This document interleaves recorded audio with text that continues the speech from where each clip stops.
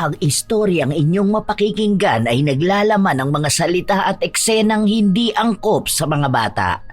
Kaya ang gabay ng mas nakatatanda ay kailangan. Huwag kang lalapit! Sinasabi ko sa'yo baka mapatay kita ritong hayop ka! Sinabihan na kita noon na huwag mong gagaguhin ang kapatid ko, di ba? At ang sabi mo, hindi mo yun kayang gawin dahil mahal na mahal mo siya. Pero alam mo kung anong ginawa mo? Mas masahol ka pa sa ex niya! Mas hayop ka! Mas halimaw ka! At ikaw naman, haliparot na makating puta ka, hindi ka mapirme. Kung sino-sinong lalaki na nga ang kumakangkang sa'yo, talagang naisipan mo pang sulutin ang boyfriend ng anak mo? Hindi ka man lang ba talaga kinilabutan, ha? Ilang taon pa lang yung pipitsuging lalaki na yan, Buti nga pinatulan pa yan ni Joyce. Sa bagay, ano ba na mga asahan ko dyan? Wala talagang alam yung hayop na yan. Wala naman yung pamilya, walang nagmamahal dyan. Ayan, sa sobrang kawalan ng pagmamahal, pumatol pa sa babaeng kaedad na dapat ng nanay niya. Nakakadiri kayo! Nakakasuka! Buntis ka pa sa lagay na yan, di ba? Kawawa lang yung magiging anak mo paglabas dahil kayo ang magiging magulang. Kawawa! Nadamay pa sa kahayupan ninyo!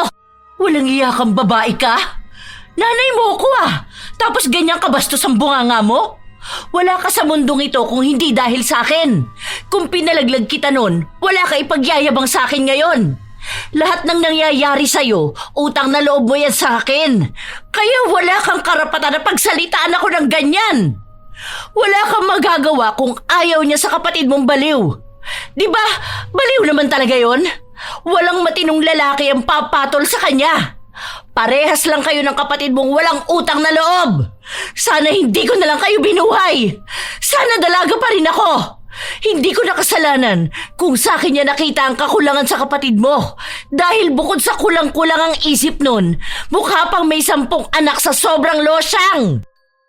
Ina ang siyang dapat na maging unang kakampi. Ngunit paano kung siya ang iyong magiging karibal? Makakaya pa nga kayang magpatawad? O mauuwi na lang sa pagkalimot at pagkamuhi? Dahil sa nangyaring pang-aagaw ni Carmencita sa nobyo ng anak, pagdurusahan din niya ang ganti ng itim na kapangyarihan. May pagkakataon pa kaya na maayos ang samahan ng mag-ina na nasira ng kataksilan o sadyang magiging dahilan na lamang ito para sa ikasisira ng pamilya? Sige na, kumain ka lang dyan. Ano? Masarap ba ang luto ko? Anong masasabi mo? Opo, masarap nga po. Sa pala nagmana si Joyce. Ganito madalas siyang pinapabaon sa akin Pero mas masarap po itong sa inyo, tita. Pero masarap din naman po yung luto ni Joyce. Ano ka ba naman? Ang galang mo naman masyado. Huwag ka na magpo sa akin. Kung pwede nga lang na wag na tita o mama ang itawag mo sa akin Kahit Sita na lang. Nakakaya naman po. Magiging mama ko na rin naman po kayo kapag pinakasalan ko na si Joyce. Ang bastos naman po kung tatawagin ko lang kayo sa pangalan nyo, di ba? Kahit nabastusin mo na lang ako, okay lang sa akin yun. Ano po bang sinasabi nyo? Teka lang po, baka makita tayo ni Joyce. Mamayang gabi pa naman yun uuwi Ang ganda pala ng braso mo, no? Nakikita ko sa mga post mo, palagi kang nasa gym. Kapag nakikita kitang nakasando, alam mo ba na ang tagal ko sa banyo? Ikaw ba? Hindi ka ba nalilibugan kapag nakikita mo ko? Di hamak naman na mas maganda ang katawan ko kaysa kay Joyce, di ba? Yung anak ko na yun ang taba. Ako naman sexy. Kung pagsasamahin nga kami, mas mukha pa siyang nanay kaysa sakin. Hindi na nakapagsalita ang binata. Hindi na rin niya natuloy ang kinakain niya matapos na kumandong sa kanya si Carmencita. Nang magtangka ang ginang na halikan ng nobyo ng kanyang anak, saka naman biglang dumating si Joyce. Nang marinig nila ang pagbukas ng pinto, agad na itinulak ni Kevin si Carmencita. Oh, nandito ka pala, babe. Bakit ganyan ang mga mukha nyo? Para naman kayong nakakita ng multo. Hindi. Nagulat lang ako. Ang sabi mo kasi mamayang gabi ka pa uwi, di ba? Sarado kasi ang shop kaya dito na ako dumiretso. Hihintayin na lang sana kitang makauwi. Ang sabi ni tita, may niluto raw siya kaya nakikain na ako. Oo, anak ko. Nakita ko kasi siya kanina mukhang nagugutom na. Sakto naman nakaluluto ko lang. Katatapos ko lang din kumain. Oh, siya. Tutal andito ka na rin lang. Sabayan mo na kumain ng boyfriend mo. Sandali lang anak ko. Ipaghahain na kita. Dito ka na maupo, babe. Salamat, babe.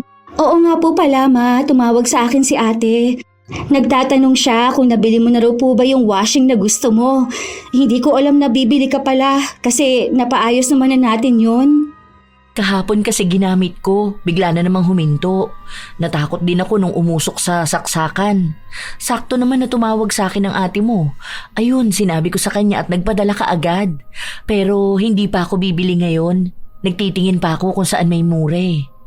Oh, eto. Kumain ka na. Papasok na ako sa kwarto ko, ha? Enjoy ka dyan. Ikaw rin, Kevin. Pakabusog ka dyan, ha? Salamat po, tita. Sinadya pa ni Carmencita na sa tabi ni Kevin ilapag ang pagkain para iabot sa kanyang anak. Nang sa ganong paraan, naidikit niya ang kanyang malulusog na dibdib sa braso ng binata. Pansin niya na umiwas ito. Natuwa naman siya sa inaasta ng binata. Alam ng ginang na magiging mahina rin si Kevin dahil sa asta pa lang nito, mabilis kumagat sa tukso. 2 lang ang anak ni Carmencita. Ang panganay niya ay nasa ibang bansa habang ang kasama naman niya sa bahay ay ang kanyang bunso na si Joyce. Matagal na rin silang hiwalay ng kanyang asawa. 1 taon lang matapos silang maikasal. 15 taon lang kasi noon si Carmencita nang ipanganak niya ang kanyang panganay. Noong sumapit siya ng 22, saka sila nagpakasal ng kanyang asawa. Ngunit hindi rin nagtagal matapos na makakilala ng ibang babae. Simula noon, naging buhay dalaga na talaga ang ginang. Hindi rin naman kasi halata sa kanya na may 2 na siyang anak na dalaga na. Katulad nga ng kanyang sinabi, maganda ang hubog ng kanyang katawan at kung manamit siya ay mas dalaga pa siya kaysa kay Joyce. Ilang araw na ang lumipas, hindi na nagpupunta si Kevin sa bahay nila kapag hindi nito kasama ang nobya. Isang hapon, sabay na nagtungo sa bahay ang 2 at naabutan nila si Carmencita na naglilinis ng kanyang mga kuko. Nakapatong sa upuan ang isang paa. Ma, ayusin mo naman yung suot mo. Nakabuka ka pa dyan. Tapos ang iksi ng short mo. Kita na yung singit mo. Aba ano naman ha? Maputi naman ang singit ko. Oh, tingnan mo, hindi halata na 2 na ang anak ko. Okay lang magbuka ka ako kahit saan, basta makinis naman. Yung ibang nanay nga dyan, ang iiksi rin ng suot pero ang iitim naman ang singit nila. Ako pa kaya na may ipagyayabang na kinis at puti? Nakakailang naman kasi, ma. Para ka pong dalaga kung umasta eh. Aba dalaga naman talaga ako ha. Wala naman akong asawa. Pwede akong magkaroon ng boyfriend. Ano? Sa edad ko na ito, bawal na ba? Hindi po yun ang ibig kong sabihin. Okay lang naman po yung mag-ayos kayo o manamit kayo ng maganda, pero hindi po yung ganyan na halos maghubad na kayo. Sa ganito ang gusto ko Basta ako, wala akong nakikitang masama. Maganda ang katawan ko, kaya dapat maging proud ako. Babe, okay lang yan. Hayaan mo na lang si tita kung saan siya magiging masaya. Tara na sa kwarto. Kanina ka pa stress, pati mama mo nadamay na. Stressed ka pala sa trabaho mo? Nadamay pa talaga ako, no? Sige na, magpahinga ka na lang. Pagtapos na ako rito, magluluto na ako ng ulam para naman hindi mo na ako pagalitan na para bang ako ang anak mo. Sinundan ng tingin ni Carmencita ang 2 habang papasok ito sa loob. Katulad nga ng sinabi ng ginang, nagluto siya ng paboritong ulam ng kanyang anak. Pero nang akma na tatawagin na niya ang 2, natigilan siya matapos niyang makarinig ng mahihinang halinghingan sa loob ng kwarto. Alam na niya ang ibig sabihin nun. Ang sarap pakinggan ng ungol ni Kevin. Ay, kailan ko kaya maririnig na babanggitin niya naman ang pangalan ko? Puro na lang si Joyce. Ilang sandali pa, Tumunog ang cellphone niya at nakita niyang tumatawag ang kanyang panganay na anak. Bumalik siya sa kusina bago niya sagutin ang tawag. Hello, Ma. May good news ako. Makakauwi na ako sa May. 1 month ang bakasyon ko eh. Sunduin niyo ako ni Joyce ha. Tapos magpapabook tayo para sa staycation natin. Ay, grabe, excited na ako. Ay wow! Talaga ba anak? Maganda yan. Mukhang kailangan ko na bumili ng swimsuit ko. Ay, tatalbugan na naman kaming mga anak niya. Huwag ka nang bumili, Ma. Ako na kasi ang bumili para sa'yo. Alam na alam naman yan ang gusto ko. Buti ka pa, supportive sa akin. Ang kapatid mo, naku, ayaw ako magpa-sexy. Ewan ko ba sa kanya? Siguro kasi tumaba na siya ngayon. Alam mo ba, doble na ang nilaki ng katawan niya. Pinagsasabihan ko nga siya na magpapayat naman siya. Masyadong komportable sa katawan niya dahil mahal naman daw siya ng boyfriend niya. Aba, ang sabi ko sa kanya, hindi niya alam ang takbo ng utak ni Kevin.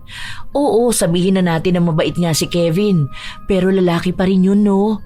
Kaunting kalabit lang doon ng sexy. Nako, bibigay yun. Hindi naman siguro ganong tao si Kevin, Ma. Halata naman na mahal niya si Joyce. Kahit pa sabihin natin na tumaba na nga ang kapatid ko. Saka maganda pa rin naman si Joyce kahit na mataba siya. Sabi nga nila, kapag nasa tamang tao ka, tataba ka talaga. Oh, ibig sabihin, nasa tama na siyang lalaki. Kesa naman noon sa ex niya, nangayayat siya sa sobrang stress, ilang beses pang nauospital. Tanggap naman siya kung ano man ang katawan niya. Ang mahalaga, mahal siya, di ba? O siya, bahala kayo sa paniniwala niyong ganyan. Oo nga pala anak, di ba ang sabi mo, bibigyan mo ko ng pera? Nagkaroon po ng problema ang bank account ko, pero tumawag naman ako sa bangko. Bukas ko na lang ipapadala. Wala ka na po bang pera? Di ba kabibigay ko lang nung nakaraan? Hindi ka binibigyan ni Joyce? Binibigyan naman ako, kaso ginagamit ko rito sa bahay. Alam mo naman, maarte ang iyong ina. Kailangan may pa-skincare, di ba? Sayang naman ang ganda ko kung mapapabayaan ko. Puro pampaganda, no? Sige po, bukas na lang. Sige ma, may customer na kami. Tawag na lang ako mamaya ah. Sige anak ko, ingat palagi. Lumipas ang ilang linggo, naging masaya si Carmencita sa nangyayari sa kanya. Madalas siyang lumalabas para magpunta sa mga club.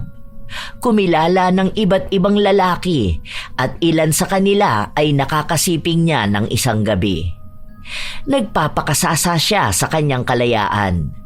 Wala siyang pakialam kahit pakaliwat kanan ang mga batikos ng tao sa paligid niya dahil para sa kanya, naiinggit lang sila. Ginagawa niya kasi ang buhay na gusto ng mga kapitbahay niya. Dahil na rin sa katwiran niya na habang siya ay nagpapakadalaga sa labas, ang mga naiinis sa kanya ay mga losyang na ina. Isang araw, maagang nagising si Joyce, nagmamadali ito. Magdahan-dahan ka naman. Ano ba yung ginagawa mo? Ano ba? Bakit ka ba nagmamadali? May kailangan akong ayusin sa work ko. Nasaan ba yung partner nitong sandals na to, Ma? Ano ba? Pati ako natataranta sa ginagawa mo. Andyan lang yun, baka nasipa sa ilalim. Akala ko ba wala kang pasok ngayon? Ano ba nangyari? Alis na ako, Ma. Pagkagising ni Kevin, sabihin yung umalis na ako, ha? Pero uuwi naman din ako mamayang 3 p.m. Hindi na nakapagsalita pa si Carmencita dahil agad na ring umalis ang kanyang anak. Sa halip na mag-alala sa kung anong problema ng kanyang anak sa trabaho, mas natuwa pa ang ginang dahil naiwan silang dalawa ni Kevin. Tila ba umaayon ang pagkakataon sa kanyang mga plano. Matagal na niyang tipo ang binata. Unang beses pa lang itong ipakilala ng kanyang anak, may kakaiba na siyang pagnanasa. Pasimple siyang lumalandi, pero nung bago pa lang ang relasyon ni na Kevin at Joyce, lahat ng atensyon ng binata ay nasa kanyang nobya. Pero ramdam ni Carmencita na unti-unti na rin niyang nakukuha ang atensyon ng binata. Pumasok siya sa loob ng kwarto, kung saan naabutan niya roon si Kevin na mahimbing ang tulog. Tumabi siya at saka niya ito hinalikan. Agad namang nagising ang binata pero baka sa mukha niya na hindi siya makapaniwala kung totoo bang nangyayari yun o panaginip lang. Tita, ano pong ginagawa niyo? Teka, nasan po si Joyce? Wala siya. Umalis. Nagmamadali nga kanina. Ibinilin ka nga niya sa akin. Bakit? Hindi mo ba nagustuhan ng halik ko? Pero tita, hindi po pwede tong ginagawa natin. Boyfriend po ako ng anak niyo. Ayaw mo ba sa akin? Ni minsan ba, hindi mo inasam na tikman ang katawan ko? Minsan lang po pero ayoko magtaksil sa girlfriend ko. Mahal na mahal ko siya. At alam niyo naman din po ang pinagdaanan niya sa ex niya. Ayokong saktan si Joyce. Okay lang naman sa akin kahit na hindi natin ipaalam. Kahit na sa kanya ka na lang muna. Basta sa akin ka rin. Hayaan mo ako magbigay ng pangangailangan mo. Kaya kong ibigay lahat ng gusto mo.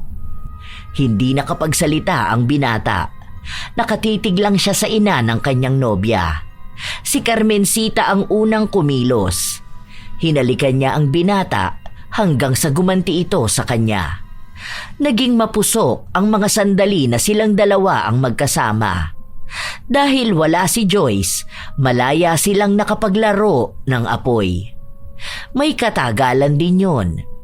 Hanggang sa natapos sila.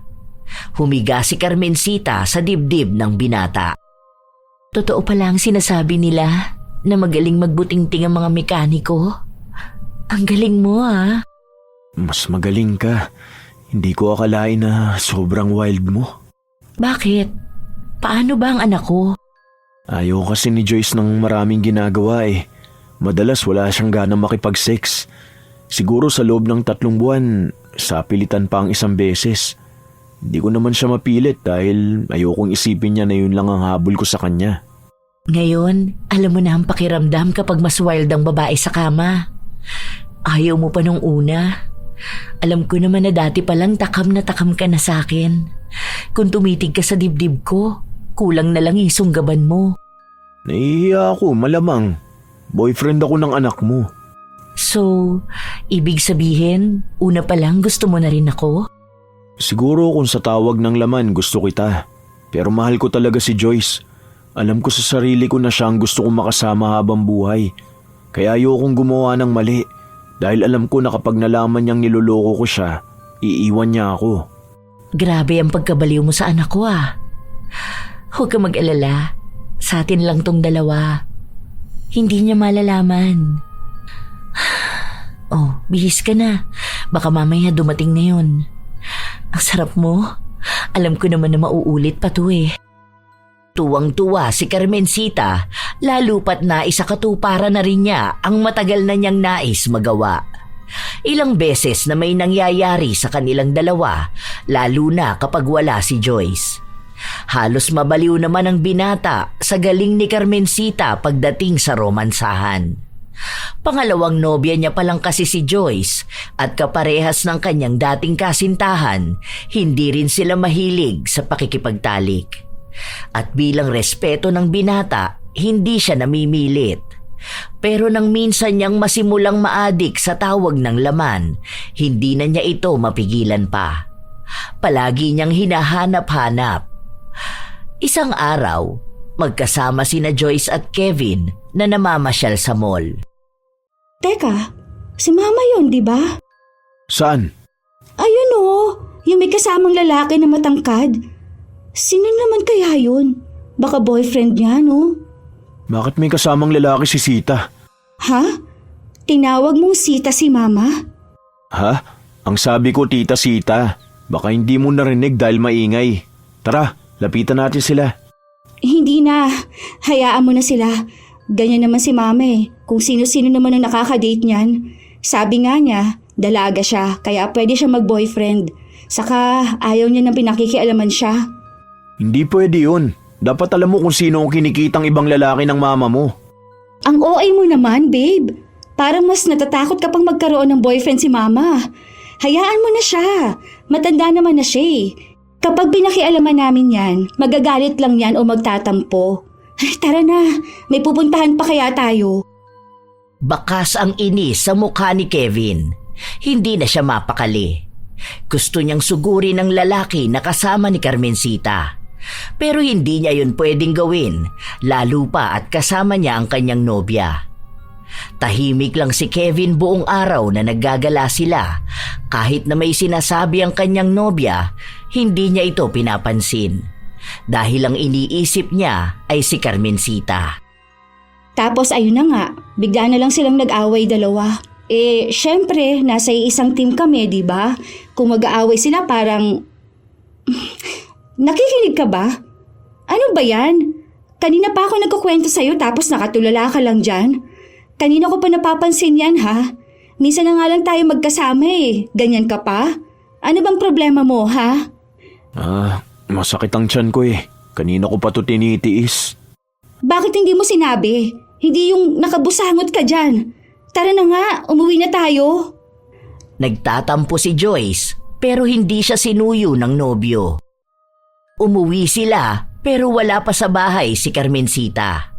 Doon mas lalong nakaramdam ng inis si Kevin. Madaling araw na nang makauwi ang ginang at naabutan niya si Kevin na naghihintay sa sala. Oh, gising ka pa pala? Bakit hindi ka pa matulog? Si Joyce ba tulog na?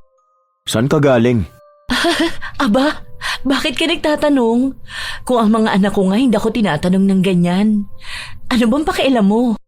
Nakita ka namin kanina na may kasamang ibang lalaki. Sino yun ha? Kung sino man siya, hindi ko alam. Nakilala ko lang siya sa bar. Teka nga lang, bakit ka ba nagagalit sa akin? Ano naman sa'yo kung may kasama akong ibang lalaki ha? Ano pa bang gusto mong iparating sa akin ha? Hindi pa ba ako sapat sa'yo? Sapat? Ikaw, di ba may iba ka namang babae? Ano? Ikaw lang ang pwede magkaroon ng partner? Simula ngayon, hindi ka na makikipagkita sa lalaking yun. Magsasalita pa sana si Carmencita pero agad siyang hinalikan ni Kevin. Nauwi sa romansahan ng pagtatalo nila. Nasa loob sila ng kwarto ni Carmencita habang ang tunay na nobya ng binata ay nasa kabilang kwarto lamang. Tulog, walang kaalam-alam sa nangyayari.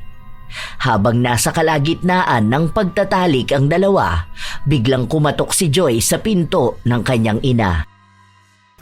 Anong gagawin natin? Baka makita ako ni Joyce. Magtago ka na lang muna sa ilalim ng papag. Ako na lang ang haharap kay Joyce. Nagmamadali ring magbihis ang ginang para pagbuksan ng pinto ang kanyang anak.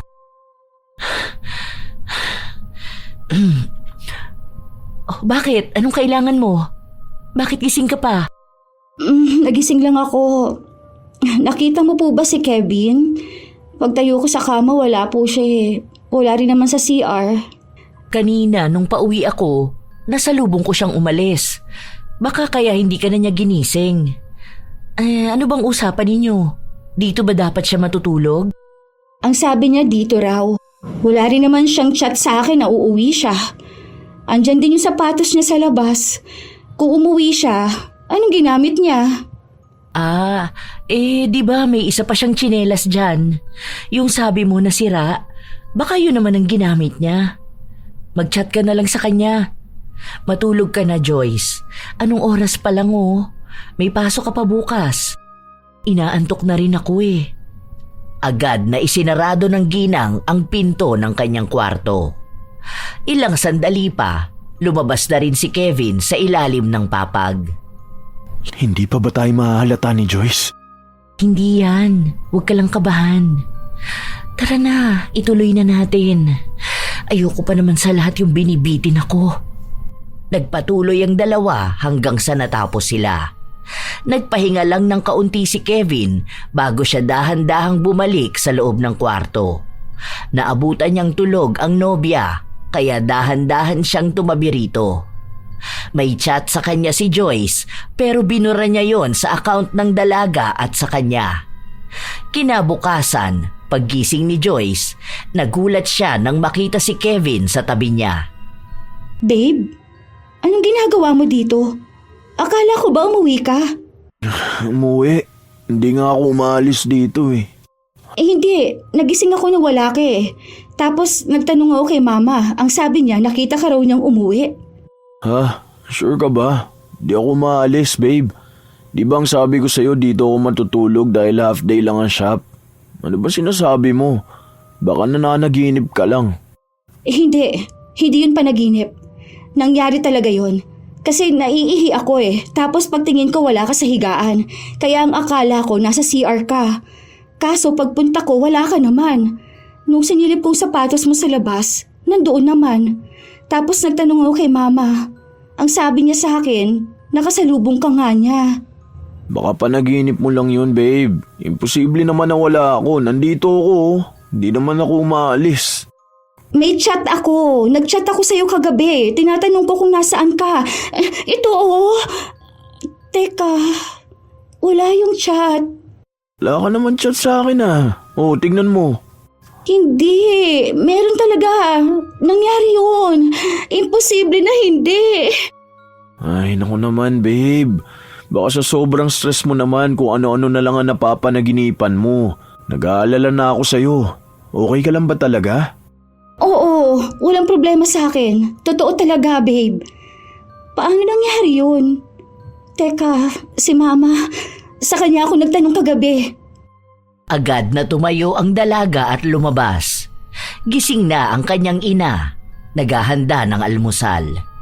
Kasunod lang din ni Joyce na lumabas ang kanyang nobyo. Ma, di ba kagabi kinausap kita? Tinanong kita kung nasaan si Kevin tapos ang sabi mo sa akin, umalis siya. Baka yung lumang tsinelas niya ang gamit niya? Babe, sinabi ko na sa'yo na hindi nga nangyari yan. Ano ulit, nak? Kinausap kita kagabi, di ba? Kagabi? Kauuwi ko lang ah. Ano ba sinasabi mo? Okay ka lang ba? Baka nagugutom ka na. Oh, di ba tama ako? Ayaw mo kasi maniwala eh. Imposible! Tandang-tanda akong usapan natin, ma. Sinabi mo sa akin yun. Nag-chat pa ako. Paano nangyari yun? Anak, kumalma ka nga muna. Ano ba yung pinagsasasabi mo? Hindi tayo nag-usap kagabi dahil kauuwi ko nga lang. Di ba umalis ako kahapon? Babe, alam mo, baka stress ka na masyado sa work mo. Hindi na maganda ang nangyayari sa'yo. Kung ano-ano na lang ang naiisip mong nangyari kahit na hindi naman totoo. Hindi na nakapagsalita pa si Joyce. Nais niyang patunayan ang nangyari pero hindi niya magawa dahil malayo ang sagot ng dalawa sa natatandaan niya. Naisip niya na baka nga panaginip lang yon at pakiramdam niya ay totoo. Dahil napaniwala nila si Joyce, tuwang-tuwa naman ang dalawa dahil nalihis nila ang isipan ng dalaga at napaniwala na kathang isip niya lang ang mga nangyari. Palaging tulala si Joyce dahil sa kaiisip niya sa mga bagay-bagay. Minsan, iniisip niya kung nababaliw na nga ba siya. Ang hindi niya alam, sinasadya ng dalawa ang paglalaro sa kanyang isipan para hindi sila mahuli. Mukhang tanga ang anak ko, no? Palagi siyang tuliro. Hindi niya alam kung nababaliw na ba siya. Hanggang kailan naman ganun ang gagawin natin? Hanggat nagtatago tayo ng relasyon. Hayaan mo na, hindi naman tayo mahuhuli. May history kasi yan si Joyce. Alam mo naman na siguro yun, no? Nung nabaliw siya sa ex niya, tapos dinala namin siya sa mental. Alam niya sa sarili niya yun. Baka yun nga ang iniisip niya ngayon kung bakit siya nagkakaganyan. Ipagpatuloy na lang natin para kapag nabaliw na talaga siya, wala na naman kaming magagawa kundi dalhin siya sa mental hospital. Tapos ayun, pwede na tayong magsama. Talino mo talaga, no? Oo nga pala. May good news ako sa'yo. Magkakaroon ka na ng mini-me. Mini-me? Anong mini-me? Ano ka ba? Magkakaroon ka na ng junior. Buntis ka? We! Ay oo nga. Dapat sa susunod ko pa sasabihin sa'yo eh. Ito 5 pregnancy test yan. Positive lahat. Magiging tatay ka na. Pwede ka pa palang mabuntis? Aba malamang, nireregla pa ako. Hindi nga ako makapaniwala na mabubuntis ako sa edad na 45. Hindi ka ba masaya? Masaya naman ako pero paano naman si Joyce? Paano yung isa mo pang anak, yung panganay? Si Joyce, madali lang naman nating makontrol yun. Kapag nabaliw na yun, hindi na niya alam kung ano ang tunay at hindi. Kung may mahuhuli man siya na ginagawa natin, pwede nating idahilan na nababaliw na siya. Si Christine naman, umuuwi lang yon every 3 years. Madali siyang mapagtaguan. Ang kailangan natin maging plano ngayon kung paano natin mababaliw palalo ang anak ko. Sabay silang nag-isip ng ibang pamamaraan para mas lalong mapatanong si Joyce sa sarili niyang katinuan. Ang ginawa ng dalawa, tuwing nasa bahay si Joyce, kung ano-anong pinaggagawa nila at kapag nagtanong si Joyce, bigla nilang iibahin ang usapan at magpapanggap na hindi naman nila yon sinabi o hindi nila ginawa. Dahil nagiging epektibo ang ginagawa nila, natatakot na si Joyce lumabas kahit pa pumasok sa trabaho. Isang hapon, nakatulala lang si Joyce sa loob ng kwarto. Pinipilit na linawan ang kanyang kaisipan nang matigil siya sa isang katok sa pinto. Babe, labas ka na dyan, kakain na tayo. Hindi nagsalita si Joyce. Wala siya sa sariling lumabas ng kwarto at nagtungo sa kusina. Pero naabutan niya ang ina na nagluluto pa. Ilang sandali pa, pumasok sa loob si Kevin. May dala siyang dahon ng malunggay. Sabi mo, kakain na tayo. Ha? Ako? Wala akong sinasabi. Galing ako sa labas, pinakuha ako ni tita ng dahon na malunggay. Ito isa pa, bakit naman kita tatawagin hindi pa naman tapos magluto? Huwag ka mag-alala anak, paluto naman na to. Saglit na lang ha. Bakit ka ba lumabas sa kwarto mo? Tatawagin ka na lang kapag kakain na. Narinig ko ang boses ni Kevin. Sinabi niya, nakakain na. Kumatok pa siya sa pinto. Hindi ko ginawa yun, babe. Nababaliw na ba ako? Ma, ano nangyayari sa akin? Kung ano-ano na lang ang naririnig ko. Kung ano-ano na lang ang nakikita kong nangyayari. Pero hindi naman totoo. Babe, balik ka nga. Pagod ka lang, ha? Okay ka lang? Pahinga ka. Huwag ka masyado mag-overthink ng mga bagay-bagay. Paano hindi ako mag-overthink? Hindi ko na alam kung ano nangyayari sa akin. Kahapon, bigla na lang ako nagbihis. Tapos hinihintay kita kasi ang sabi mo aalis tayo. Tapos sinabi ni mama na wala ka naman daw. Hindi ka nagpunta sa bahay. Kung hindi ka nagpunta, sino yung nakausap ko? Sino yung naggaya sa akin na mag-date? Tapos, nung isang araw, nakita kita sa labas ng office. Tapos, maya-maya tumawag ka sa akin. Nagtatanong kung anong gusto kong pasalubong dahil umalis kayo ng tito mo. Babe, hindi na maganda. Itong nangyayari sa akin. Natatakot na ako Paano kung nababaliw na ako? Hindi na ako makapag-isip na maayos. Paano kung bumalik na naman yung sakit ko? Ayoko na bumalik sa mental hospital. Ayoko na doon, babe. Babe, tumingin ka sa akin. Hindi ka nababaliw, ha? Huwag ka mag-isip ng kung ano-ano. Ikalma mo ang utak mo, magpahinga ka. Yung mga iniisip mo, wala lang yan, ha? Halika, sasamahan na kita pabalik sa kwarto. Oo, huwag ka na magsalita. Okay lang ang lahat. Hindi ka babalik sa mental hospital, okay? Nakangisi lang si Carmencita habang pinagmamasdan niya kung paano alalayan ni Kevin ang nobya pabalik sa kwarto nito. Dahil lumalala na ang nangyayari kay Joyce, napilitan siyang umalis sa trabaho at nagpresenta si Kevin na tumira na sa kanila. Nangako ang binata na aalagaan niya ang nobya at siya ang magtatrabaho para sa kanila. Pero ang totoo, parte yun ng plano. Para kapag tumira na si Kevin sa bahay nila, mas madali na para sa dalawa ang magsama. Madalas natulala si Joyce. Minsan ay naaabutan nila ito na nakaupo at nakasiksik sa gilid, kinakausap ang sarili. Tuliro. Yun naman talaga ang gusto nila, ang matuluyan ng mabaliw ang dalaga. Kapag tumatawag si Christine at nais siyang makausap, ayaw makipag-usap ni Joyce. Takot na siya sa lahat Dahil pakiramdam niya, lahat ng nakikita at naririnig niya ay hindi totoo at siya lang ang nakakaranas. Ma, bakit ayaw niyo pang ipa-check up si Joyce? Ano ba naman yan? Pinapalala niyo pa eh. Ilang beses na kami nagtangka pero nagwawala siya. Ayaw nga niya makakita ng doktor dahil iniisip niya na kukunin siya ng mga yun at dadalhin sa mental. Bakit naman bigla na namang bumalik ang ganyan niyang sakit? Okay na siya, di ba? May nangyari ba? Ano ba problema nila ni Kevin? Baka naman inuulit lang ng lalaki na yun ang ginawa ng ex ni Joyce. Malaman ko lang talaga na niloloko ng lalaki na yun ng kapatid ko. Naku, sinasabi ko, siya ang mapupunta sa mental. Ano ka ba anak? Ang bait kaya ni Kevin. Kung alam mo lang, inaalagaan niya kami ng kapatid mo.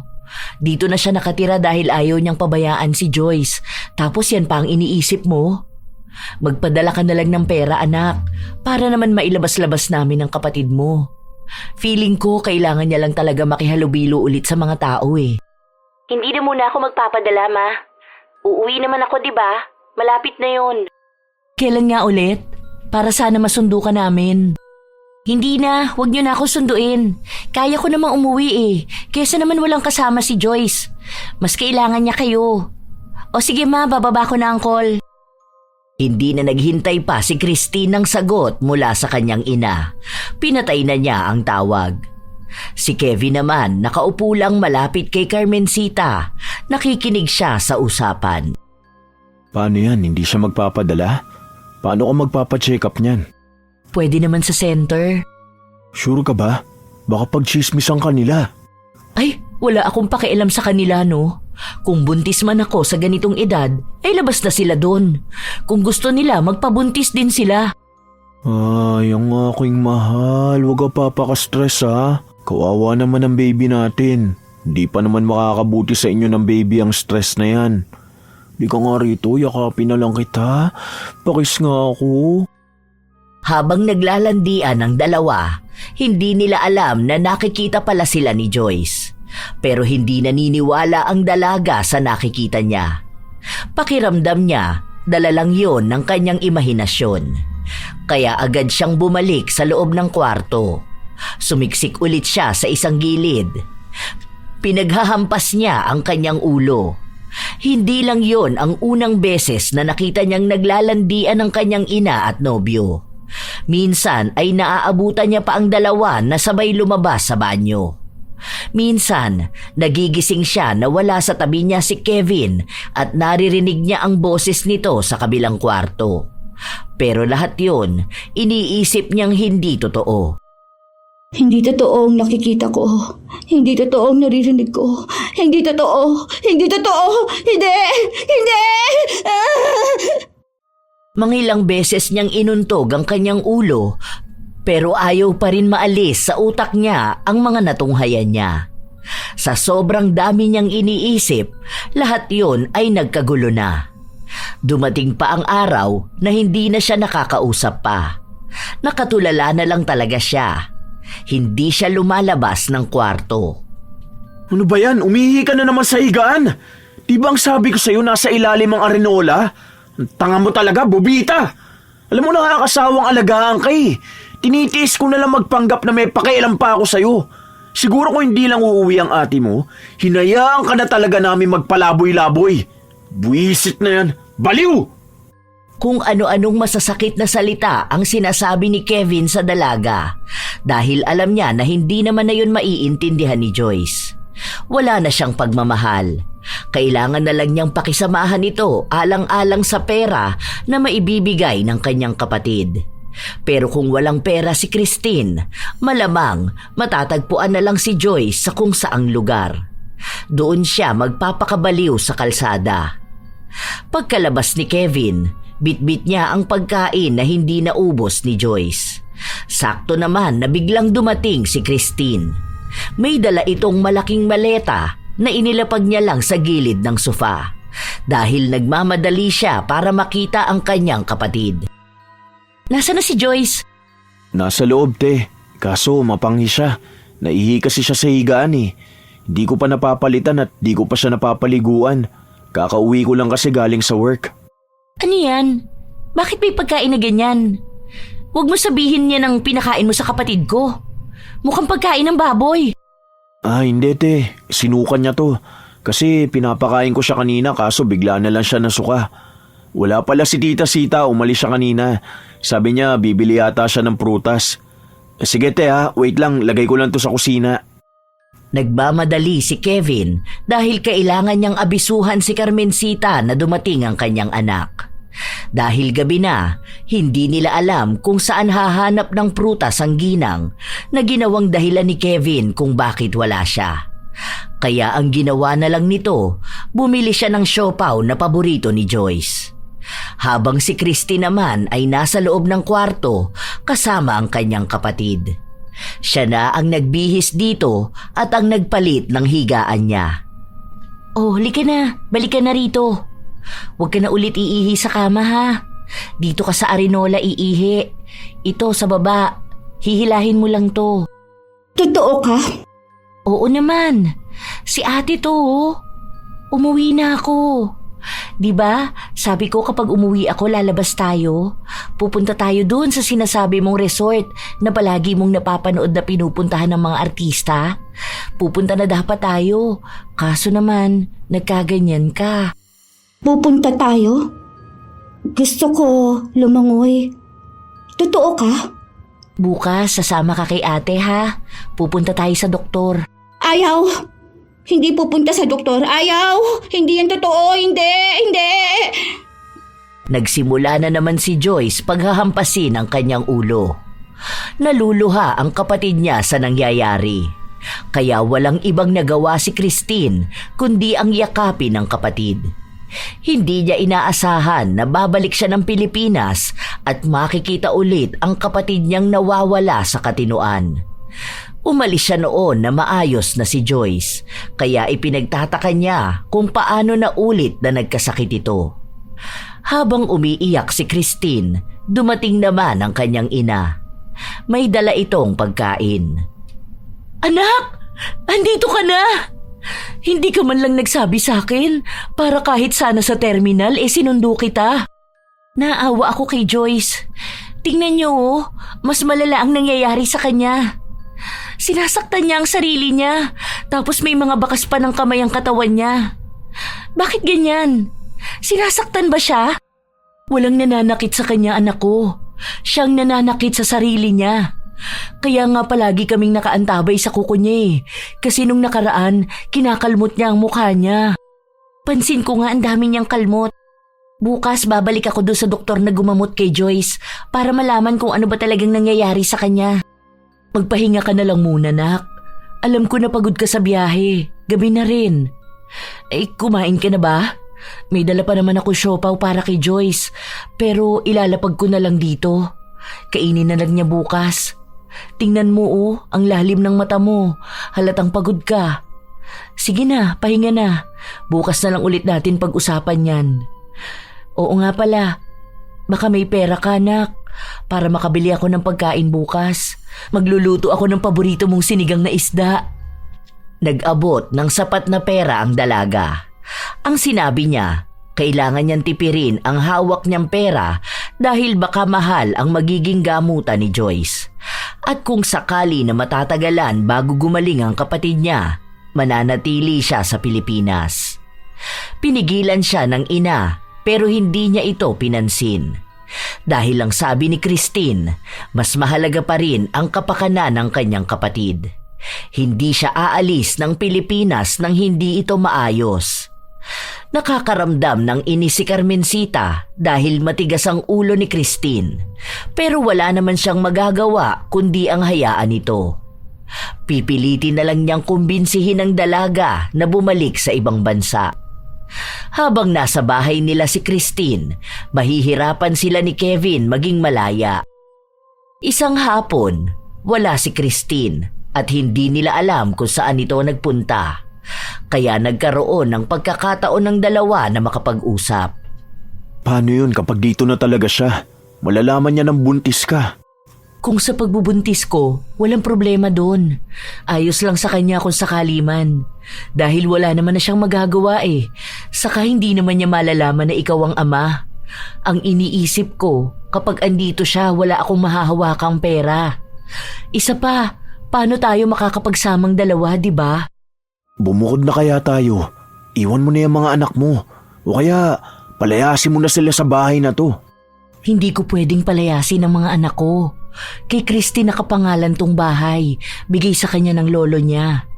Kung may paaalisin dito, tayo yun. Eh di umalis tayo. May problema ba ron? Para hindi ganito na nagtatago tayo. Nakakapagod na rin mag-alaga ng baliw. Tingin mo ba kaya ng barya mong sahod na buhayin ako? Upa pa lang ng bahay, maghihikahus ka na. Kahit magdoble kayod ka pa, hindi mo kakayanin kahit gasto sa panganganak ko. Kailangan ko ang mga anak ko dahil kaya nila akong buhayin. Ano, ganito lang tayo? Makikisama ako sa baliw, tapos may chance pa ng pangmatagalan yun hanggang nandito ang ate niya? Nakakapagod na magtago. Gusto kong mayakap ka palagi. Paano kapag lumabas ng anak natin? Sa halip na akong ituring na tatay, magiging tito niya pa ako. Hindi ko pa alam. Susubukan ko makakuha ng pera kay Christine.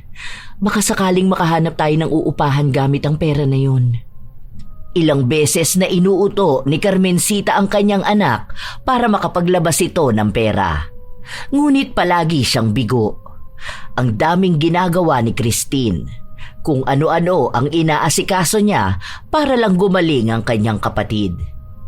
Isang araw, kinausap niya si Kevin at nakipagpalit ng kwarto. Gusto kasi ni Christine na makasama pa ang kapatid niya. Makakatulong daw kasi kung si Christine mismo ang palaging kakausap sa kapatid. Pabor naman kay Kevin dahil ibig sabihin nun ay pwede siyang makapunta sa kwarto ni Carmencita.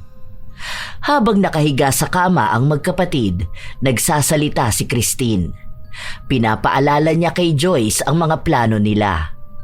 Ang mga magagandang nangyari sa buhay nila at sinasabi niya na lahat yon ay totoo. Huwag siyang magpapatalo sa mga salitang bumubulong sa kanyang utak. Nakita ko. Pero hindi totoo. Nakita ko. Nakita mo ang ano? Pero hindi totoo. Sabihin mo kay ate kung anong hindi totoo. Si Mama at si Kevin, nakita ko sila naghahalikan. Pero hindi yung totoo. Narinig ko may baby sila pero hindi yung totoo. Hindi yung totoo! Ano pang hindi totoo?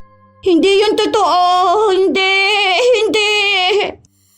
Muling hinampas ni Joyce ang kanyang ulo pero naawat agad yon ng kanyang kapatid. Doon na nagsimula ang pagdududa ni Christine. Sa totoo lang, ang unang naging hinala niya kaya nagkagano ng kapatid ay kung may nakita itong bagay na nagbalik sa kanya ng trauma mula sa dati niyang kasintahan.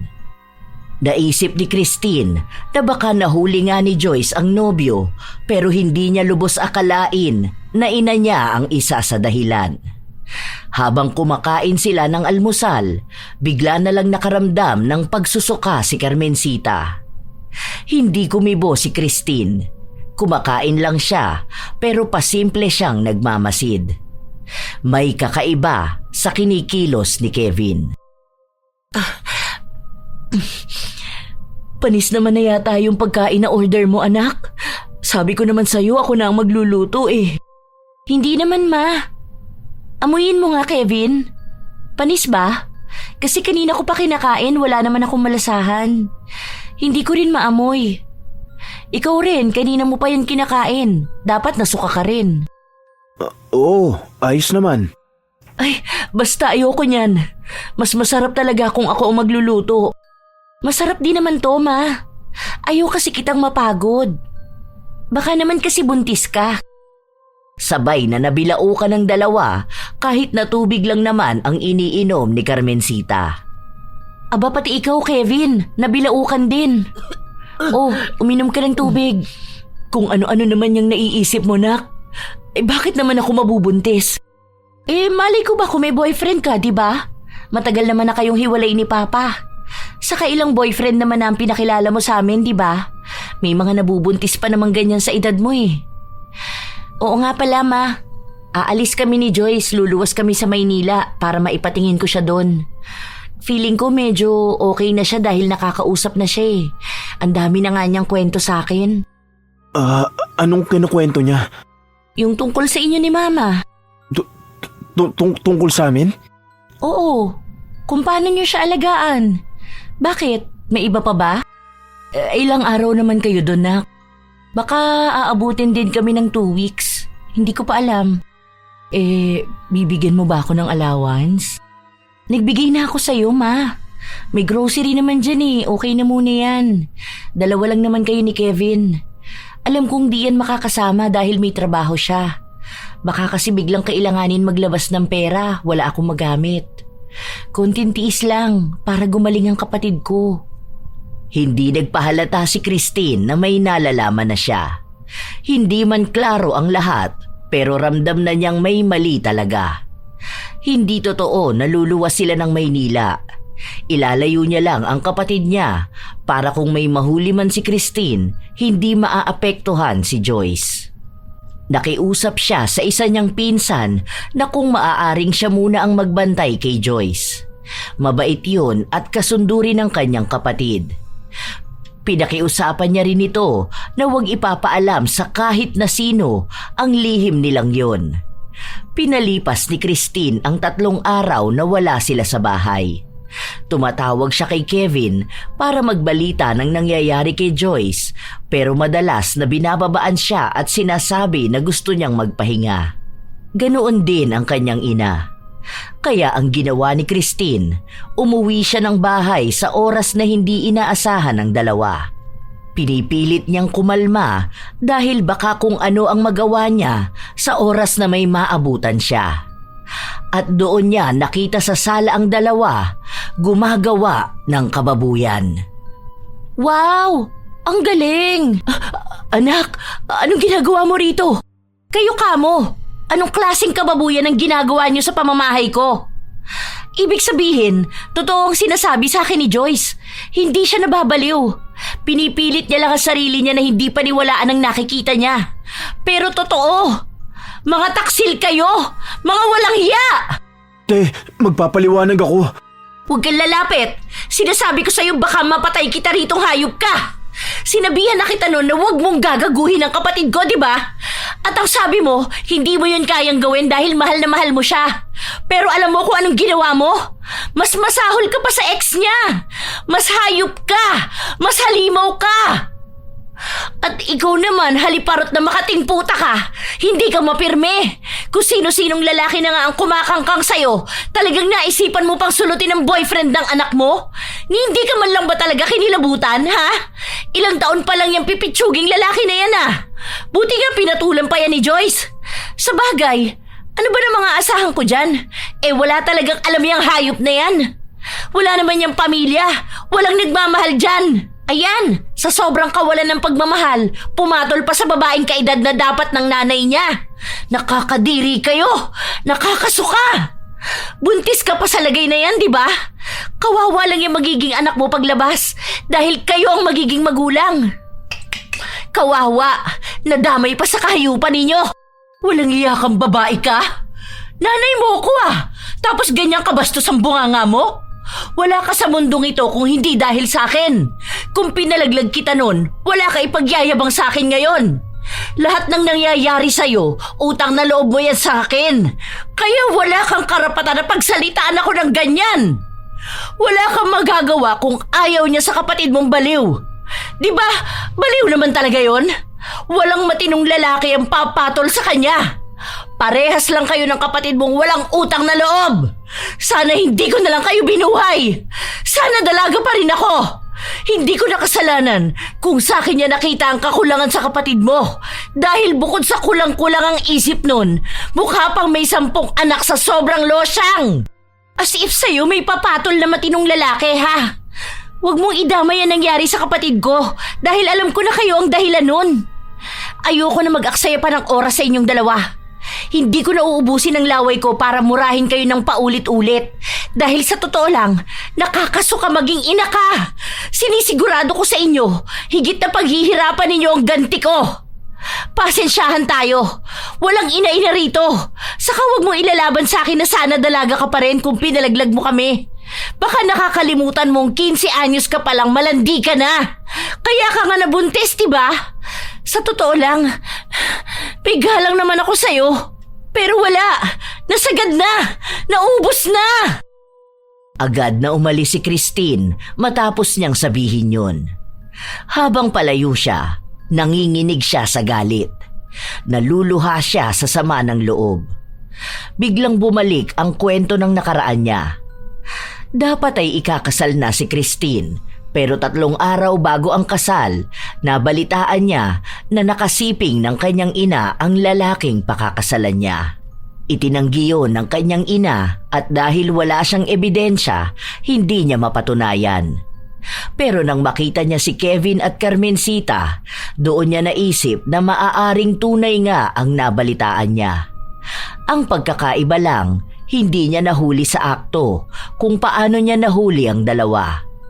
Nanghihina siya sa sobrang awang nararamdaman niya sa kanyang kapatid.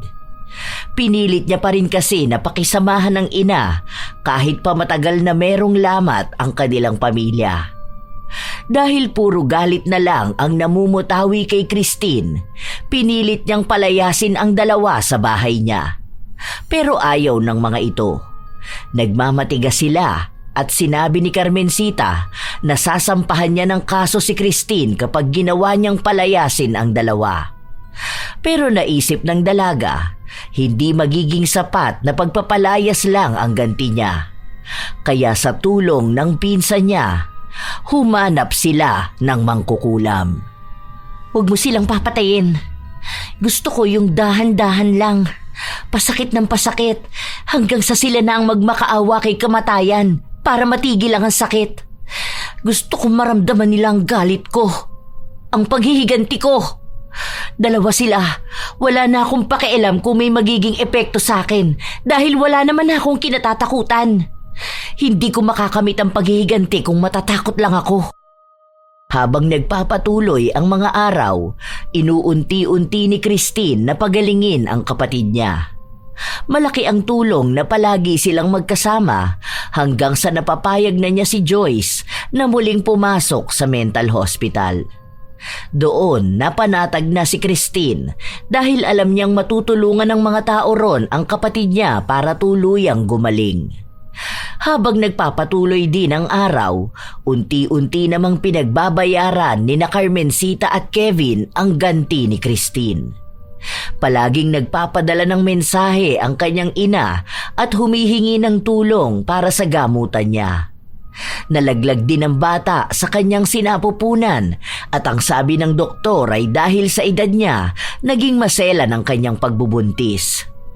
Para masigurado na may epekto nga ang kulam, pinuntahan ni Christine ang ina sa ospital kung saan naroon din si Kevin. Anak ko, please, tulungan mo naman ako. Alam ko galit ka sa akin, pero sana naman intindihin mo na hindi naman namin kasalanang mahal namin ang isa't isa, di ba? Hindi naman sila kasal ni Joyce, kaya hindi pa rin ako naging kabit. Huwag naman maging matigas ang puso mo. Maawa ka naman sa amin. Tulungan mo kami. Kung ikaw nga naglabas ng pera para sa kapatid mong alam mo naman na pabalik-balik lang magiging baliw, tapos hindi mo man lang ako tutulungan bilang ina mo na nagsilang sa'yo. Kailangan maoperahan ang dibdib ko. Tingnan mo oh, ang laki ng bukol. Sobrang sakit nito. Kahit na masagi lang ng tela, nanginginig na ang laman ko sa sakit. Ikaw lang ang makakatulong sa akin, anak ko. Alam mo, akala ko pa naman pinapunta mo ko rito para humingi ka ng tawad. Pero sa mga sinasabi mo, halata naman na kami pa rin ang sinisisi mo. Na para bang normal lang yung kagagahan na ginawa mo. Ni wala man lang sorry, ni wala man lang pagsisisi. Dahil hindi naman talaga mali ang magmahal, anak. Alam mo kung ano ang mali? Ang maging gahaman sa pera at magtanim ng galit sa magulang, lalo na sa ina. Alam mo, nasa 10 utos ng Diyos yan. Wow, buti pa yun naaalala mo. Pero yung ibang utos hindi. Dahil hindi naman ako nakiapid. Hindi kasalanan yun kung hindi naman sila ikinasal. Tulungan mo na kami. Okay, Pero ang tulong ko sa inyo, ako ang maghahatid sa inyo pa uwi sa bahay. Yun lang ang kaya ko. Kahit na anong pangongonsensya ni Carmencita sa kanyang anak, hindi ito natitinag. Kahit na gamitin na niya ang salita ng Diyos, tila ba manhid na ang dalaga sa galit. Dahil wala naman din namang paghingi ng tawad mula kay Carmencita at Kevin. Dahil wala si Joyce, sa dati nilang bahay tumuloy si Christine. Gusto niya kasing pagmasdan kung paano magdurusa ang dalawa. Isang gabi, bigla na lang napasigaw sa sakit si Kevin. Nagising ang dalaga, kaya agad siyang lumabas ng kwarto para tingnan ito. Ate Christine, tulungan mo ako. Sobrang kirot. Ang sakit ng dibdib ko. Parang gumagalaw yung bukol. Tulungan mo ako. Hindi ko na kaya. Sobrang sakit. Sus, wala yan. Imahinasyon mo lang yung nararamdaman mo na yan. Kaya mo pa yan, ano ka ba? Hindi na talaga. Ang sakit. Hoy, Mama Sita, yung baby boy mo gumagapang na sa sahig. Kasabay naman na sumigaw si Carmencita dahil sa kaparehas na sakit. Hindi nila maipaliwanag kung anong klaseng sakit yun, pero halos magmakaawa na sila na sana mamatay na lang sila kaysa magdusa. Tuwang-tuwa ang dalaga habang naririnig niya ang sigawan ng dalawa at ang paghiling nila ng kamatayan. Yon ang gusto niya. Yon ang klase ng paghihiganti na inaasahan niya. Nak, dalhin mo na kami sa ospital. Hindi na talaga kaya. Ayoko na. Kung gusto mo, saksakin mo na lang kami. Para sa naman ang pagsaksak? Ayoko nga, makulong pa ako. Okay lang yan. Guni-guni nyo lang yung sakit na yan. Hindi yan totoo. Hindi ko na kaya. Parang pinipilipit ang laman ko. Tulungan niyo ako. Sobrang sakit. Hindi ko na kaya. Ayoko na rin. Parang gusto ko pang mamatay na lang kaysa pagdusaan ang sakit na to ng matagal. Kaso ayaw pa kayo sunduin ni kamatayan eh. Paano? Baka bigla kasing mapalitan ng trono ni Satanas. Hindi pa alam sa inyo kung sino ang pipiliin na uupo. Okay lang yan. Sus, ang aarte nyo. Wala yang ganyan. Baka nababaliw na rin kayo. Kasi akala nyo may masakit pero wala naman. Hindi ko na kaya. Tanga ka ba? Hindi mo ba nakikita na may bukol kami? Tulungan niyo ako. Ang sabi ng doktor, kailangan naming operahan. Kung sana tumulong ka, di ba? Tuwang-tuwa ka pa na nakikitang nagkakaganito kami. Ano naman? Ano bang gusto nyo? Umiyak ako kasi nasasaktan kayo? Ha? Bakit? Nung nandito si Joyce, habang sinasaktan niya ang sarili niya dahil iniisip niyang nababaliw na siya, ano bang ginawa niyo? Umungol kayo ng umungol, di ba? Aba ngayon, umungol kayo sa sakit. Bahala kayo dyan. Ano bang ginagawa mo rito? Gusto mo lang makitang nasasaktan kami? Ha? Bahay ko to, malamang. Diba? Ang sabi ni Lolo, akin to. Kayo kamo ang nakikitira sa bahay ko, kaya huwag kayong mayayabang. Kung paaalisin ko kayo sa pamamahay ko, kaya ko yung gawin, okay? Pero saka na, nag-e-enjoy pa ako manood kung paano kayo masaktan eh. Napakasama mong tao. Wala kang awa. Mas masaya ka kapag nakakakita ka ng nahihirapan na tao. Ay, aba, oo naman syempre. Lalo na kung mga taong masasama ang nahihirapan. Ang satisfying kaya, kada sigaw nyo, kada sakit na nararamdaman nyo, ayun ang energy booster ko. Para sa sakit na nararamdaman nyo, kaya ako bumabangon at may motibasyon sa araw-araw. Ang saya! Masunog ka sana sa impyerno. Okay, well, kita-kits na lang down there. May outing tayo sa dagat-dagatang apoy, no? Natatawa na lang si Christine habang nakikita niyang nahihirapan ang dalawa. Pero kahit na anong paghihirap nila, wala man lang makitang pagsisisi. Kahit yata hanggang sa kamatayan nila, wala ni isa sa kanila ang aamin ng pagkakamali nila. Nanatili ang dalaga sa bahay nila. Hindi naman niya pinabayaan ng dalawa.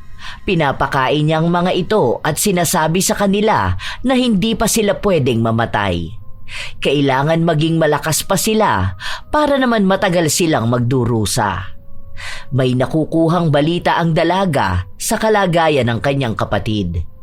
Napapabuti na raw ito pero hindi pa alam kung kailan siya pwedeng makalabas. Pero malaki ang naging pagbabago kay Joyce at maganda ang ibig sabihin nun. Halos umabot na ng ilang buwan, hirap na hirap pa rin ang dalawa. Pero wala pa rin talaga silang balak na aminin ang pagkakamali nila at walang paghingi ng tawad. Ano, ganito na lang talaga kayo? Hanggang buhay pa kayo? Magsasuffer kayo? May magagawa pa ba kami? Sa bagay, wala na rin talaga. Naisip ko lang, baka malay mo may chance pang ibigay sa inyo. Kumbaga parang medyo babawasan ang kasalanan nyo. Kahit konti lang, mga 2% ba? Malay mo lang naman, di ba? Anong ihihingi namin ng tawad kung wala naman talaga kaming nagawa? Kung may taong makasalanan na nasa loob ng bahay na ito, ikaw yun. Alam mo kung bakit? Kasi hindi mo man lang matulungan ang sarili mong ina. Hindi ka marunong gumalang. Sobrang bastos mo.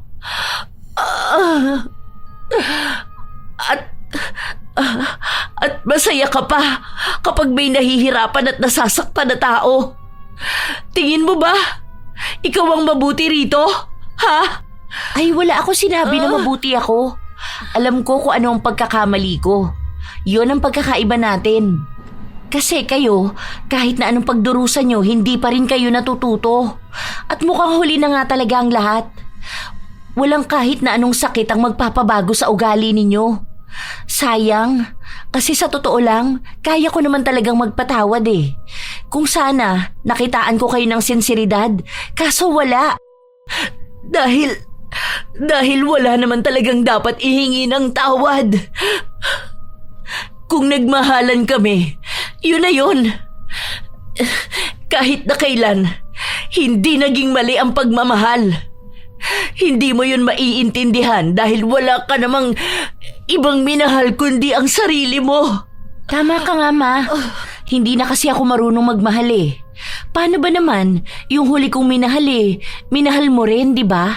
At itong minahal ng kapatid ko, minahal mo rin.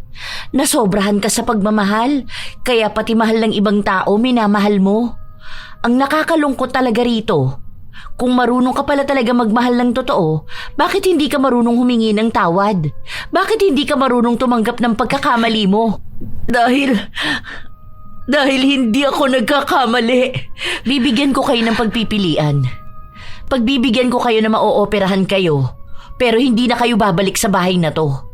Ibebenta ko to para ipambayad sa operasyon ninyo. Matapos nun, magkanya-kanya na tayo. Hindi mo na kami anak at hindi ka na namin ina. O mananatili kayo sa bahay na to, bit-bit nyo ang sakit na yan. Pumili na lang kayo. Aalis na lang kami. Mas pipiliin kong matanggal ang sakit na to kesa manatili sa bahay na to. Ikaw, Ma. Oo. Ganon din ang pipiliin ko. Ibig sabihin, mas pipiliin mo pa makasama ang lalaki na yan kesa sa amin ng mga anak mo? Mas matimbang pa rin ang sarili mo kaysa sa amin?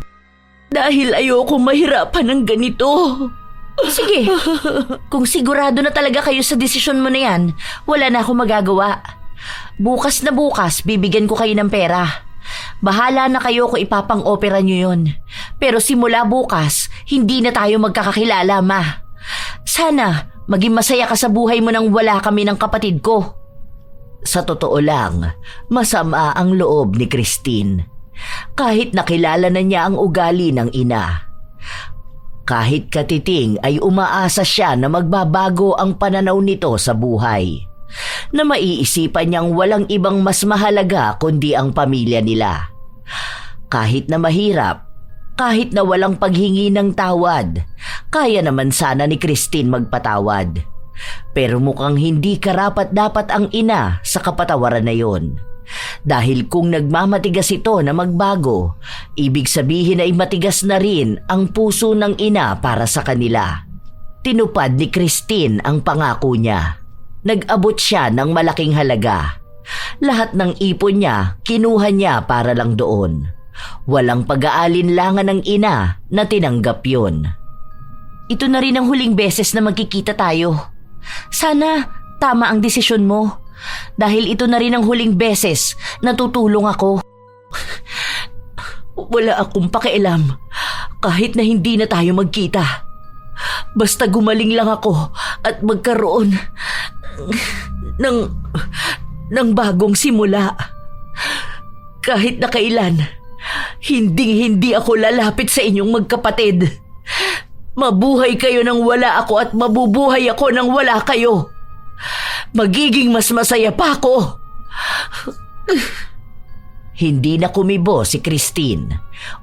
Umalis siya ng bahay at nagtungo sa kanyang tiyahin. Doon muna siya nakituloy habang hinihintay niya na matapos ang bentahan ng lupa. Naghanap ng trabaho si Christine para kahit na paano ay mabuhay naman niya ang sarili niya habang wala pa ang hinihintay niyang pera. Tumutulong naman ang tiyahin niya pero hindi siya sanay na sinasalo ng iba ang responsibilidad niya sa kanyang sarili. Mahirap ang pinagdaanan niya sa mga nakalipas na buwan pero nanatili siyang matatag at positibo sa buhay. Alam niya na kapag naging maayos na ang lahat, mabubuhay din sila ng kapatid niya sa kapayapaan na pangarap nila. Ilang buwan pa ang lumipas, natapos na ang bentahan ng bahay at lupa. Nagkaroon na ulit siya ng sapat na pera at kasabay nun ay ang magandang balita na makakalabas na ang kapatid niya sa mental hospital. Ang plano talaga ni Christine, sabay na sila ng kapatid niyang lilipad papunta sa ibang bansa at doon sila magsisimulang muli. Bunso! Miss na miss ka na ni ate. Ano, kumusta ka naman ah? Wow, ang ganda mo na lalo. Pumayat ka nga lang. Salamat sa lahat ng tulong mo sa akin, ate. Kung wala ka, baka hindi ko na alam kung anong mangyayari sa akin. Tara na, may bago ako nakitang upahan. Doon na muna tayo. Dinala ko na doon ang mga gamit mo. Yung iba naiwan doon sa bahay. Kaso ang sabi ko itapon na lang at kunin nila kung anong kailangan nila. Pero karamihan doon, mga hindi na naman natin ginagamit. Saka yung mga importante dala ko. Talaga bang sa ibang bansa pa tayo? Parang gusto kong dito muna, ate. Alam mo yung gusto kong tumira sa malayong probinsya. Yung nakatira sa bukid. Ganon. Magtanim-tanim. Pwede bang ganon na lang? Kahit wag na sa ibang bansa. Malayo rin naman yun. At mas maganda pa, hindi ba? Pwede rin naman yun. Doon tayo sa malayo. Para sa panibagong buhay na tayo lang dalawa.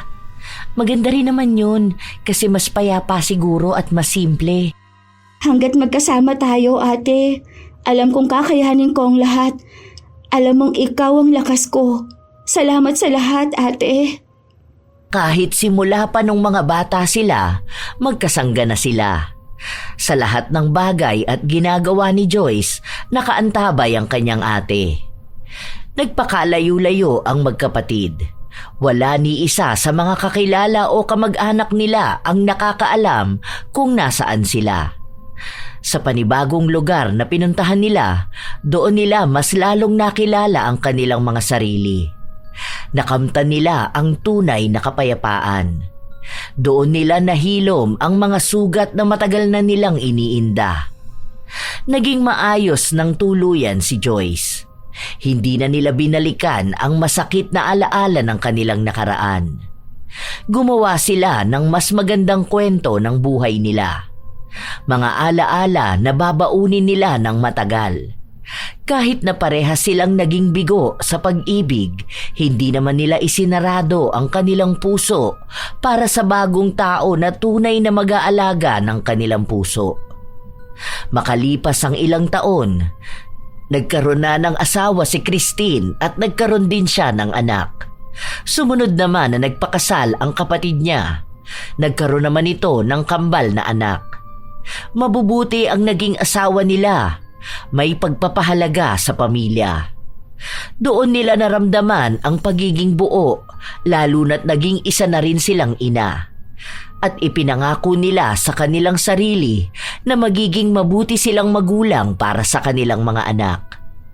May balita na natanggap si Christine mula sa kanyang tiyahin. Sinabi sa kanya nito ang kalagayan ng ina. Hindi raw pala nakapagpa-opera si Carmencita dahil itinakas ni Kevin ang pera.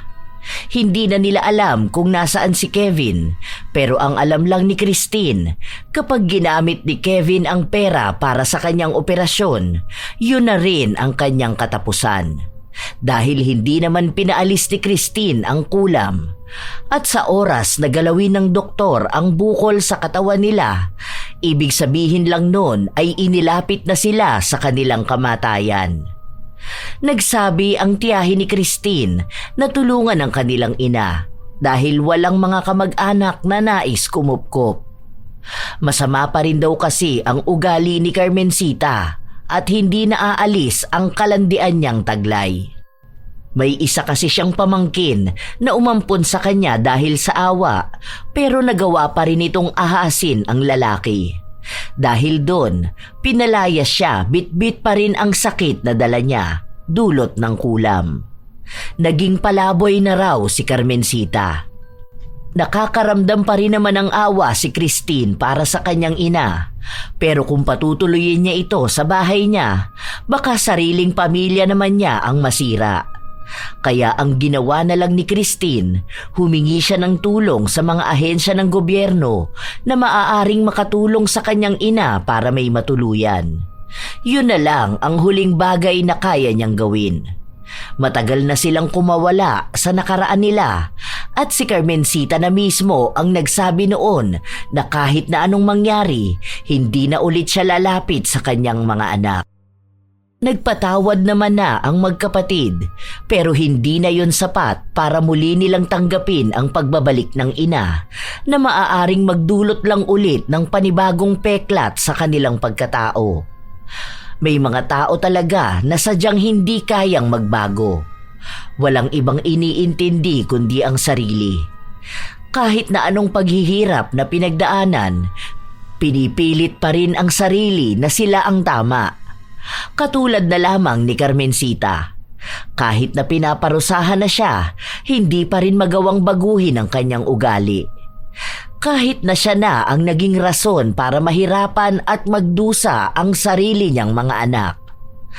Ang isa sa mahirap na kalaban ay ang tukso at ang maling pagnanasa na nagiging dahilan ng pagkawasak ng dapat ay masayang samahan ng isang pamilya. Tandaan na lamang na ang pag-ibig na inagaw lang, kailanman hindi magdudulot ng tunay na kaligayahan. Huwag maging ganid sa pag-ibig, na aabot pa sa puntong aagawin mo ang pagmamahal na inilaan dapat sa iba. Minsan pa, ang magiging mabigat mong karibal ay ang taong hindi mo pa inaasahan. Katulad ng naranasan ng magkapatid, na tanging ina mismo nila ang nagdulot ng matinding pinsala sa kanilang puso at nagbaon ng mabigat na pasakit sa kanilang buhay. Sa lahat ng pag-ibig, dapat ang pagmamahal ng ina ang mas nangingibabaw kaysa sa tukso at pagkakasala. Mas mainit pa rin ang yakap ng anak kaysa pagkabalot sa bisig ng maling pag-ibig. Ang tukso ay lumilipas, ngunit ang sugat na maiiwan sa puso ng mga anak ay habang buhay nang nakatatak sa kanilang puso at kaluluwa. Ano bang masasabi niyo sa kwentong ibinahagi ko sa ngayong araw, mga apo? Ano ang opinyon niyo sa naging pasya ng magkapatid na huwag nang kupkupin muli ang kanilang ina? Sapat lang ba ang paghihiganti na ginawa ni Christine o dapat ay hinayaan na lang ang ina sa pasya niyang sumama sa lalaking inagaw lang niya? Nais kong mabasa ang inyong opinyon ukol sa ating bagong kwento. Shout out sa ilan sa mga masusugid na tagapakinig ng mga istorya ni Lola Telang. Larny Azurin, Lynn Mesa, Dara Constantino, Rosalinda, Mika Vlog, Rayan Cabiltes Labastida, Robert Crimen, Bardos Jenny Fort, Beauty and Your Best, Nathan Vlog, Aki, Density, at shout out sa magkapatid na OFW sa Qatar na sina Aiza at Metsi, Jesus Alegre, Chris Neil Jane Diapana, Elez Zel. Shout out din sa inyo, Elena Echano, Maria Chona Rama, Melanie Pastera, Mir Angeline Marquez Maulyon, Abigail Garcia, Maricar Guevara, Elizabeth Maramot, Sha Moreno, Louie Maravillas at sa Maravillas family ng Olongapo City at kay Prince Berlin Monsalud ng Subic, Zambales. Monet Rivera at advanced happy birthday sa kanyang asawa na si Pepito Rivera sa September 25. Elizabeth Sune at Kinaglini Sune at Nia Sune. Famela Caja, Martina Angdasan, Carol Makalindong at kina Cecil Pasno, Joanna Hoson, Jeffrey Makalindong at Kayselin Pasno. Aramic 17. Salamat sa pakikinig nyo, Jodeline Pakin, Chris Alcantara, Elizabeth Arnaiz, Richard Ferrer, Assorted Love Hurts KSA, Joshel De La Torre, Ronalyn Ansil, Susana Llobrera, Lorena Morate, Elizabeth Hardenil at sa kanyang asawa na si Kitab Umar ng Toyo Company, Japan. Ami Pakana, Aldrin Daily Vlogs, Nico Buwado at kay Angelo Dizon, Cliven Dubalan, Jerlyn Arbado. Kumusta kayo, Febe Ranyada, Angelina Reyes, shout out din kina Angela Reyes, Rhea Lynn, Jessa at Laika ng Texen, Rowea Hernandez, Gina Veldad, Richelle Ann 19, Jeline Sapra, Ramil Fariolin, Celestina Sigua, Liza Agodo, Sherlyn Joseco, Jessa Jurado, Mary Jane Rico, Regina Navarro, Ver Heaven, Filipina Palsario, Olivia Ramirez, Fritz Love, Lovejoy Dump at kay June Oliver Makalisang ng Balintawak Market, Pasiano Guerrero, Ronalyn Alejo. Shout out din sa kanyang manager na si Rose Ann Pastor, sa kanyang co-clerk na si Ate Agnes Reyes, kina Jobelin, Gilbert Sagun, Kuya Alex Adion at sa kanilang mga SG na sina Angelo Valmores at VJ Brillantes, Lolita Indencio. Shout out sa mga apo kong sina Sydney Crosswind, Supladang Pasaway, Lovely Rose Roa at Princess Rain Roa Alawami, Kimpoy Feliciano, Hazel Fiesta, Marie the Lightworker, Gia Gigi, Francisco Neng, Jeremy Saranillo Francisco, Matt Sarol, Mel Santarita, Esteli Reyes at sa Reyes family ng Marikina City, AJ Chua, Vicky Yabut, Roy Lacandalo, Josefina Fuelias, Mike James Tapak, Will Maleses, Leonisa Cobo, Jenny Suzuki, Raquel Hasigawa and to her husband Mitsuru, Maria Lee Nakagawa, Lynn Hasegawa, Elise Padilla, Lydia Lopez, Gemstone Claro, Lance MBB, Rosalina Bugayong, Ami Yong, Ami Bug, Angelina Ignacio, Roslyn Mangilin, sa buong Team Manok ng Amsik Angeles City, Pampanga, Ray Galedo at sa Galedo family ng Cabuyao, Laguna, at advanced happy birthday kay Lurian Vitalicio sa September 18. Ito ang inyong Lola Telang at maraming salamat sa inyong laging pakikinig, mga apo.